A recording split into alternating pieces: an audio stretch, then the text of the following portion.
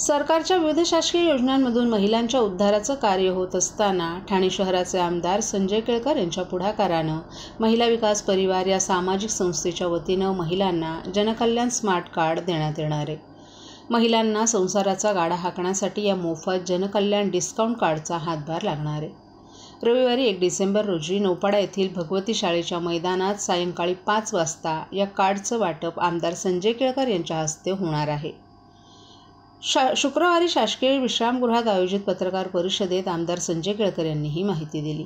जनसेवक आमदार संजय केळकर यांच्या पुढाकारानं ठाणे शहरातील सर्व महिला भगिनी सदस्यांना देण्यात येणाऱ्या या जनकल्याण कार्डच्या माध्यमातून महिला भगिनी स्वतःसाठी किंवा आपल्या कुटुंबांसाठी दिलेल्या दुकानांच्या यादीमधून ज्या दुकानात खरेदी करतील तिथे त्यांना 15 ते 50% विशेष सूट मिळणार आहे। या आस्थापनांच्या यादीत साड्यांची 9, ड्रेस मटेरियलची 18, मेन्सवेअरची 12, किड्सवेअरची 3, स्टील आणि क्रॉकरीची 9, ज्वेलरी घडणावळ 8, कॉस्मेटिक इमिटेशनची 6, फुटवेअरची 3, मोबाईल IT स्टेशनरीची 3, पर्सेस बॅग्सची 3, फर्निचरची 3, खेळणी, युनिफॉर्म आणि मेडिकल स्टोअर अशा प्रत्येकी 80हून अधिक दुकानांचा समावेश आहे। ठाणे शहरातील सर्व घटकातील गरजू महिलांना हे कार्ड वर्षभर वापरता येणार आहे। तसंच त्यांचं नंतर नूतनीकरणही करता येणार आहे।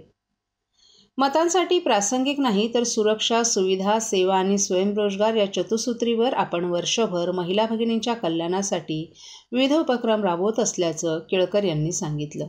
या उपक्रमांच्या माध्यमातून मुलींना ऑनलाईन शिक्षणासाठी मोफत क्लाउड ॲप उपलब्ध करून देण्यात आला आहे। त्याचा लाभ सुमारे 2,500 मुलींनी घेतलाय। 100 गरीब गरजू मुलींना मोफत अँड्रॉइड मोबाईलही देण्यात आलेत, तर 750 मुलींना स्वसंरक्षणाचे धडे देण्यात आले आहेत। 1,500 मुलींना कॉम्प्युटर प्रशिक्षण देण्यात आले। स्वयंरोजगारासाठी दरवर्षी दिवाळी सणात महिला बचत गटाच्या 200 ते 250 महिलांना स्टॉलच्या माध्यमातून मोठं उत्पन्न मिळत असतं, तर बचत गटाच्या 25 महिला चपाती भाकरीची ऑनलाईन विक्री करतात। उत्तम पॅकिंग आणि गुणवत्ता असलेले हे अन्नपदार्थ घरपोच दिले जातात। यातून महिलांचं सक्षमीकरण होत आहे। सिव्हिल रुग्णालयात बाळंत महिलांना बाळंतविडा म्हणून आवश्यक साहित्यांचं किट देण्यात येत आहे। हे उपक्रम वर्षभर राबवले जात असल्याची माहिती देखील यावेळी केळकर यांनी दिली। या पत्रकार परिषदेत आमदार संजय केळकर यांच्यासह महिला विकास परिवाराचे संयोजक पंढरीनाथ पवार, व्यापारी आघाडीचे ठाणे शहर अध्यक्ष मितेश सहा आदी देखील उपस्थित होते। आमच्या माता भगिनींसाठी, नारी शक्ती, मातृशक्तीसाठी या ठाणे शहरामध्ये एक आम्ही स्कीम आणली आहे।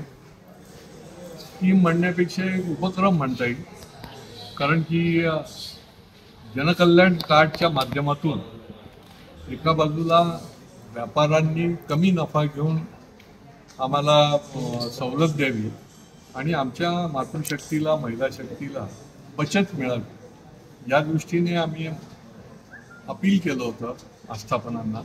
आणि 80 आस्थापनांनी की ज्याच्यामध्ये साडीपासून ते कॉस्मेटिकपर्यंत अनेक प्रकारच्या आस्थापनांनी मान्य केलं आहे। आणि 15% ते 20%, 25%, काही ठिकाणी 50% हे कार्ड, जनकल्याण कार्ड जे आहे ते दाखवल्यानंतर त्यांना ही सवलत उपलब्ध होणार आहे। महिला विकास परिवार ही आमची महत्त्वाची संस्था आहे की ज्याच्यामध्ये हजारो महिला सदस्य आहेत आणि या महिला विकास परिवारच्या माध्यमातून महिलांसाठी विविध प्रकारचे आम्ही उपक्रम राबवतो।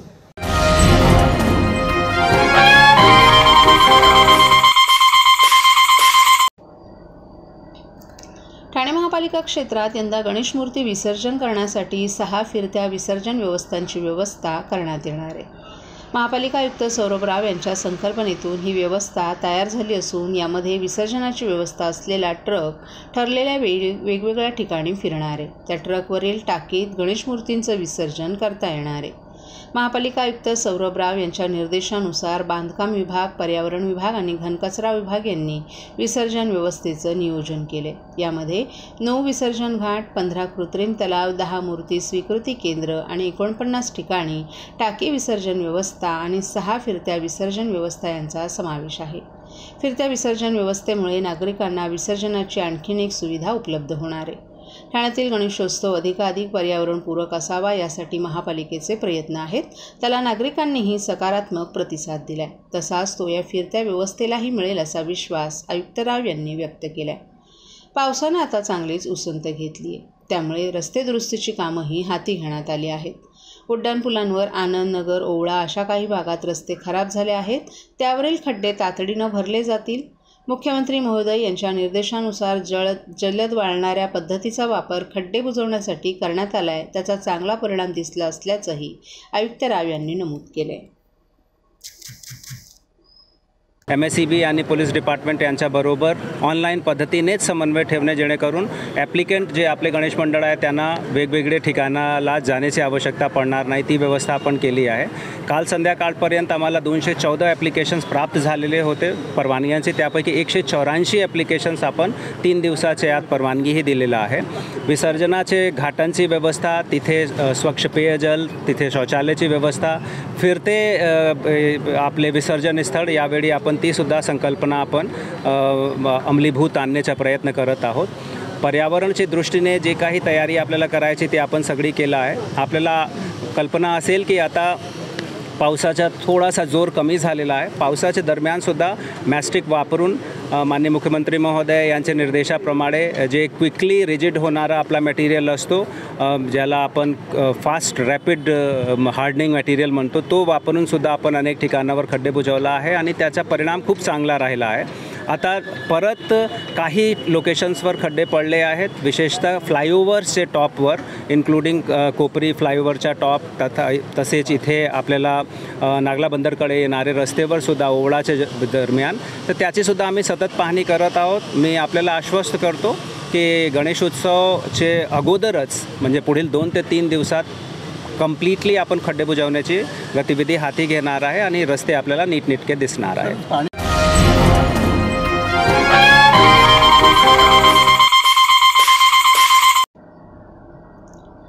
ठाणे जिल्ह्यात लागोपाठ येणाऱ्या गणेश विसर्जन मिरवणुका आणि ईद ए मिलादच्या मिरवणुका शांततेत संपन्न व्हाव्यात यासाठी पोलीस, महानगरपालिका आणि जिल्हा प्रशासनानं दक्ष राहण्याच्या सूचना जिल्ह्याचे पालकमंत्री शंभूराज देसाई यांनी आज दिल्या आहेत. तर नागरिकांनी पर्यावरणपूरक गणेशोत्सव साजरा करावा असं आवाहन त्यांनी केलं आहे. गणेशोत्सव, विसर्जन मिरवणूक आणि ईद ए मिलादच्या मिरवणुकीसंदर्भात जिल्हा नियोजन समिती सभागृहात आयोजित जिल्हा प्रशासन, पोलीस आणि महानगरपालिका प्रशासनाच्या वरिष्ठ अधिकाऱ्यांच्या आढावा बैठकीत ते बोलत होते. जिल्ह्यातील पोलीस बंदोबस्त, मनुष्यबळाची उपलब्धता, कायदा आणि सुव्यवस्थेसंदर्भात केलेल्या उपाययोजना, विसर्जनासाठी कृत्रिम तलाव, विसर्जनाच्या स्थळाच्या सुविधा याबद्दल सर्व पोलीस आयुक्तालय आणि महापालिकांकडून त्यांनी सविस्तर माहिती घेतली. यावेळी उपस्थितांना मार्गदर्शन करताना पालकमंत्री शंभूराज देसाई यांनी महापालिका आणि नगरपरिषद हद्दीतील रस्त्यांचे खड्डे 100% भरण्यात यावेत. पाऊस कमी झाला आहे, नालेसफाई तात्काळ करून घ्यावी. नाले जर अगोदरच तुंबले असतील तर पाणी रस्त्यावर येतं, त्यामुळे वाहतुकीला अडथळा निर्माण होतो. यासाठी आवश्यक तेथे नाल्यांची स्वच्छता करून घ्यावी.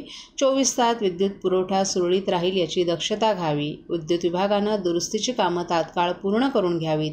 पोलिसांनी गस्तीचं प्रमाण वाढवावं. गणेशोत्सव काळात एकही अनुचित प्रकार घडू नये याची काळजी घ्यावी. लेझर लाईटचा आरोग्यावर विपरीत परिणाम होतो, त्यामुळे या लेझर लाईटबाबत आपल्या स्तरावर योग्य तो निर्णय घ्यावा. विसर्जनाच्या मिरवणुकीत आवाजाची मर्यादा ओलांडली जाते, प्रकृतीला इजा होईल अशा प्रकारे आवाजाचा डेसिबल वाढू नये याची दक्षता घ्यावी असं सांगून उत्सवात कोणतीही आडकाठी आणू नये. सामान्य नागरिकांना त्रास होणार नाही याची सर्वतोपरी काळजी घ्यावी. महिला, बालकं यांच्यासह सामान्य नागरिकांच्या सुरक्षतेसाठी सर्व खबरदारी पोलीस विभागानं घ्यावी असंही देसाई यांनी सांगितलं.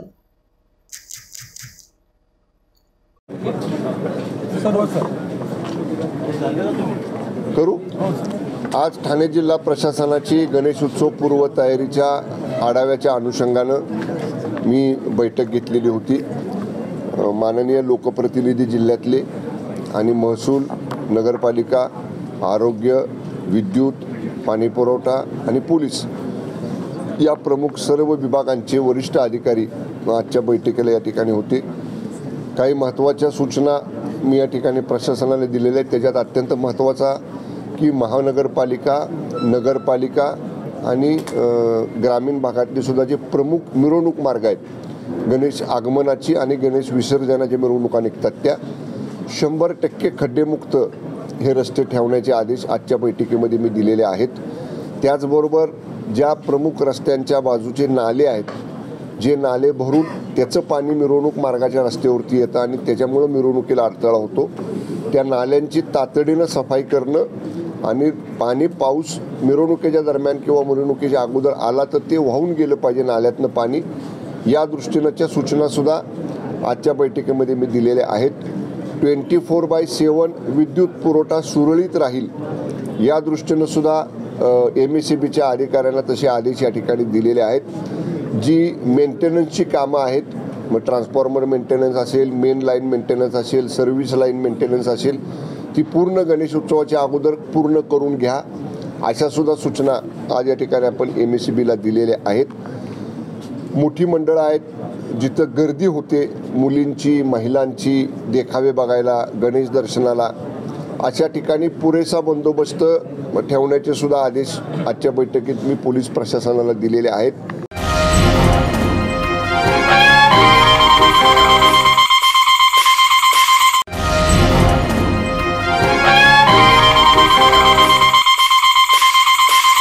महाराष्ट्रातील भगिनींना आधार देणारी राज्य शासनाची मुख्यमंत्री माझी लाडकी बहीण योजना. या योजनेअंतर्गत अल्प उत्पन्न गटातील 21 ते 65 वयोगटाच्या भगिनींना मिळणार दरमहा 1500 रुपयांची मदत. अर्ज करण्यासाठी 31 ऑगस्ट 2024 पर्यंत मुदतवाढ. कुटुंबाचं वार्षिक उत्पन्न 2.5 लाख रुपयांपेक्षा कमी असलेल्या महिला पात्र. कुटुंबाकडे पिवळं किंवा केशरी रेशन कार्ड असल्यास उत्पन्नाचा दाखला आवश्यक नाही. पांढरं रेशन कार्ड असेल किंवा रेशन कार्ड नसेल तर कुटुंबाचं वार्षिक उत्पन्न 2.5 लाखांपेक्षा कमी असल्याचा दाखला आवश्यक. योजनेसाठीचा ऑनलाईन अर्ज नारी शक्ती दूत ॲपवरून किंवा पोर्टलवर भरता येईल. ज्या भगिनींना ऑनलाईन अर्ज भरता येत नसेल त्यांच्यासाठी अंगणवाडी, ग्रामपंचायत, वॉर्ड ऑफिस, सेतू सुविधा केंद्रामध्ये किंवा आशाताई बचत गटाच्या CRP यांची मदत उपलब्ध. आता आपल्याला अभिमानानं म्हणता येईल, सुखी आणि सुरक्षित आहे माझी लाडकी बहीण.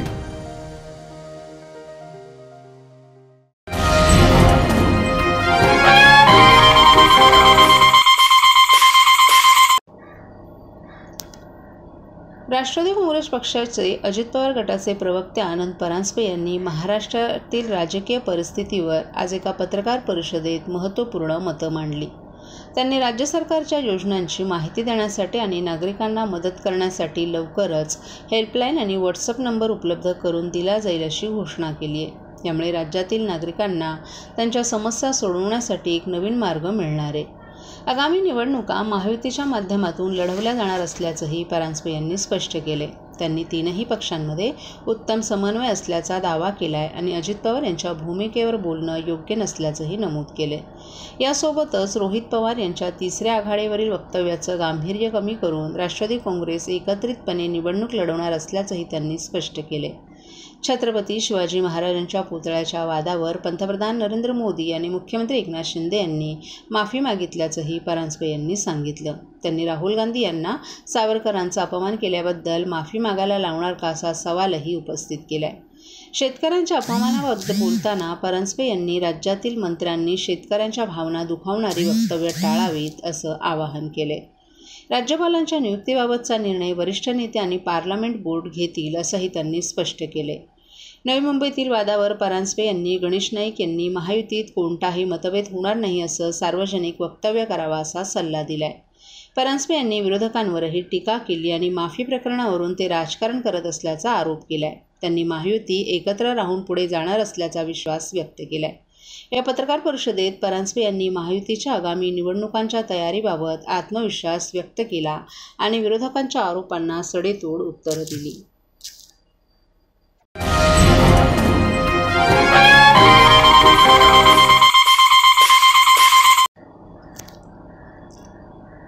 तेरा वर्षांपूर्वी आंतरजातीय प्रेमविवाह केलेल्या नवऱ्याला घटस्फोट देऊन त्याला दुसरं लग्न करण्याचा मार्ग मोकळा करून देण्यासाठी बाहेरच्या लोकांकडून होणारी मारहाण आणि मानसिक छळाला कंटाळून आपल्याला शांततेनं जगू द्यात अशी आर्तविनवणी संगीता शिरोडकर खामकर या विवाहितेनं पत्रकारांशी संवाद साधताना केली आहे. सागर खामकर आणि संगीता शिरोडकर यांचा 13 वर्षांपूर्वी प्रेमविवाह झाला होता. परंतु लग्नानंतर काही दिवसानंतरच सासरकडच्या लोकांनी नवऱ्याला घटस्फोट द्यावा म्हणून तू खालच्या समाजातील आहे असं बोलत संगीताकडे तगादा लावला. मुलीच्या जन्मानंतर सर्व सुरळीत होईल अशी तिची अपेक्षा होती, परंतु तिची निराशाच झाली. गेल्या काही वर्षांमध्ये हा त्रास वाढतच गेल्यानं तिनं महिलांचं कौटुंबिक हिंसाचारापासून संरक्षण अधिनियम 2005च्या अन्वये न्यायालयात धाव घेतली. त्यावर न्यायालयानं तिला दिलासा देताना तिला निवास लाभ आणि संरक्षण देण्याचे आदेश दिले. असं असताना मागील 2 मार्च रोजीपासून सासू सासरच्या गुंड प्रवृत्तीच्या लोकांना सोबत घेऊन ती राहत असलेल्या घराचा दरवाजा तोडला. यावेळी त्यांनी घरातील मौल्यवान वस्तू आणि 3,000 रुपयांची रोख रक्कम चोरत तिथं उपस्थित नसलेल्या तिच्या आईवडिलांनाही शिवीगाळ केली. त्यानंतर सासू सासऱ्यासोबत आलेल्या गुंडांमधील काही महिला बळजबरीनं आत येत घराचा अवैध कब्जा घेतला. त्यातील 4 महिला आळीपाळीनं सकाळ संध्याकाळ घरात बसून असतात. या महिला काही वेळेला मारहाण करत असल्यामुळे तिनं पोलिसांकडे अनुसूचित जाती आणि अनुसूचित जमाती अधिनियम 1989 अन्वये फिर्याद दाखल केली आहे. परंतु पोलीस तक्रार नोंदवून घेत नसल्यामुळे ठाण्यातील विशेष सत्र न्यायालयात सासरच्या लोकांविरोधात तिने तक्रार दाखल केली. त्यावर न्यायालयानं तिच्या तक्रारीची पडताळणी करत फौजदारी प्रक्रिया संहिता कलम 156(3) प्रमाणे गुन्हा दाखल करून घेण्याचे आदेश दिले. त्यावर पोलिसांनी अनुसूचित जाती आणि अनुसूचित जमाती अधिनियमानुसार सासरकडच्या लोकांविरोधात गुन्हा दाखल केला आहे. परंतु त्यानंतरही तिची होणारी छळवणूक आणि मानसिक मानहानी थांबली नाही. संगीताने या संदर्भात राज्य महिला आयोग आणि अनुसूचित जाती आयोगाकडे तक्रार नोंदवली आहे. यावर या दोन्ही आयोगाकडून येणाऱ्या निर्देशांकडे पोलीस कानाडोळा करत असल्याचा आरोपही संगीतानं केला आहे. त्यामुळे या सगळ्याला कंटाळून आपला नवरा मुलीसह आपल्याला शांततेत जगू द्यात अशी याचना पत्रकारांशी संवाद साधताना तिने केली आहे.